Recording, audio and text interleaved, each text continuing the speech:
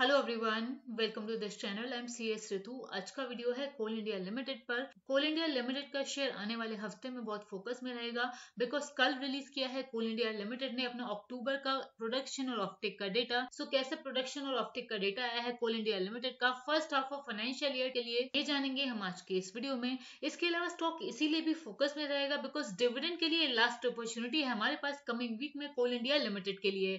इस अपडेट को भी हम आज के इस वीडियो में जानेंगे, कितने रुपए का डिविडेंड है, कब पेमेंट होगी, कौन से शेयर होल्डर इस डिविडेंड के लिए एलिजिबल होंगे, इन सभी डिटेल्स को भी वीडियो में जानेंगे। सो बिना किसी देरी के वीडियो को स्टार्ट करते हैं। आपसे रिक्वेस्ट है लाइक करेगा, सब्सक्राइब करेगा चैनल को ताकि हमें मोटिवेशन मिले। तो कंपनी ने अपना अप्रैल से अक्टूबर क्वार्टर का प्रोडक्शन और ऑफटेक का डेटा रिलीज किया है। इसके अलावा चेंज इन डायरेक्टर का भी कंपनी ने इंटीमेशन दिया है कल की एक्सचेंज फाइलिंग में। इन अपडेट्स को चलिए समझते हैं। सबसे पहला अपडेट कंपनी की तरफ से आया है, cessation of independent director on completion of their tenure. Company के 5 इंडिपेंडेंट डायरेक्टर का टेन्योर एक्सपायर हो गया है और इसीलिए उनका अपॉइंटमेंट सीज हो गया है विद इफेक्ट फ्रॉम 1 नवंबर 2024। ये डायरेक्टर्स है प्रोफेसर जी नागेश्वर राव, श्री बी राजेश चंद्र, सीए दिनेश सिंह, सीए कमेश कंत आचार्य, श्री पूनम भाई काला भाई मकवाना। इसके अलावा कंपनी ने अपना प्रोडक्शन और ऑफटेक का डेटा भी रिलीज किया है अक्टूबर मंथ के लिए और first half the financial year 24 के लिए। कैसा डेटा है चलिए प्रोविजनल डेटा है जो कंपनी ने रिलीज किया है। कंपनी ने कोल का प्रोडक्शन रिपोर्ट किया है अक्टूबर 24 के लिए 62.5 मिलियन टन का। लास्ट ईयर ये प्रोडक्शन था 61.1 मिलियन टन। तो यहाँ पर प्रोडक्शन में तो ग्रोथ है 2.3% की। एंड हाफ ईयर के लिए देखें अगर अप्रैल से अक्टूबर 2024 के लिए first half of the financial year के लिए 403.8 मिलियन टन का प्रोडक्शन कंपनी ने रिपोर्ट किया है, जो कि लास्ट ईयर इस पीरियड के लिए था 394 मिलियन टन।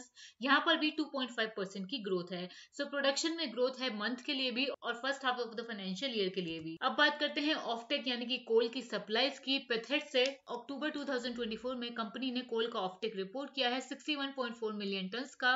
यहाँ पर रिडक्शन है, स्लाइट रिडक्शन है 0.5% का लास्ट ईयर के हिसाब से। फर्स्ट हाफ के लिए अगर देखें तो 1.5% का इंक्रीज है। ऑफटेक आया है first half of the financial year के लिए 428.5 मिलियन टन, 1.5% का इंक्रीज है। इसके अलावा रिसेंटली कोल इंडिया लिमिटेड के फाइनेंशियल रिजल्ट्स भी आए थे सितंबर क्वार्टर के। सितंबर क्वार्टर में नेट सेल्स कंपनी ने रिपोर्ट की है 27,271.3 करोड़ की। लास्ट ईयर से सेल्स में डिक्लाइन है। प्रॉफिट बिफोर टैक्स आया है 8153 करोड़, यहाँ पर भी लास्ट ईयर के कंपैरिजन में डिक्लाइन है। And after all tax company का नेट प्रॉफिट आया है 5678 करोड़ का, जो कि लास्ट ईयर 8000 करोड़ का था। तो यहाँ पर भी कंपनी ने डिक्लाइन रिपोर्ट किया है। प्रोडक्शन और ऑफटेक की बात करें तो एज ऑन 30 सितंबर 2024 कंपनी ने रॉ कोल का प्रोडक्शन रिपोर्ट किया है 152.0 मिलियन टन का, जो कि लास्ट ईयर सितंबर क्वार्टर में 157.43 मिलियन टन का था। यहाँ पर हम देख सकते हैं डिक्रीज है लास्ट ईयर के कंपैरिजन में।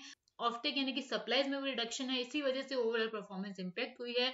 सेकेंड क्वार्टर में ऑफटेक है रॉ कोल का मिलियन टन में 167.71, जो कि लास्ट ईयर था 173.7। सो सेकेंड क्वार्टर की कोल इंडिया की परफॉर्मेंस थोड़ी कम आई है लास्ट ईयर के कंपैरिजन में। एंड स्टॉक बहुत फोकस में रहेगा आने वाले हफ्ते में अपने डिविडेंड के लिए, क्योंकि आने वाले हफ्ते में ही हमारे पास लास्ट अपॉर्चुनिटी है इस डिविडेंड के लिए। सबसे पहले ये समझ लेते हैं कौन सा डिविडेंड है, कितनी वैल्यू का डिविडेंड है। तो इंटरम डिविडेंड है, पहला इंटरम डिविडेंड है फॉर द फाइनेंशियल ईयर 24-25।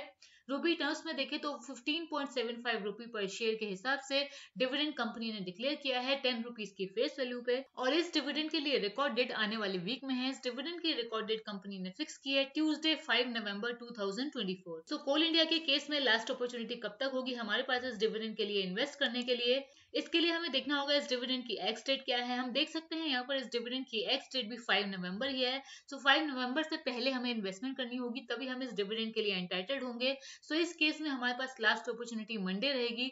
अगर हम 4 को इन्वेस्टमेंट करते हैं, ऑल्दो ये कोई रिकमेंडेशन नहीं है, तो हम इस डिविडेंड के लिए एंटाइटल्ड होंगे जो कोल इंडिया में डिक्लेयर हुआ है 15.75 रुपीज पर शेयर के हिसाब से।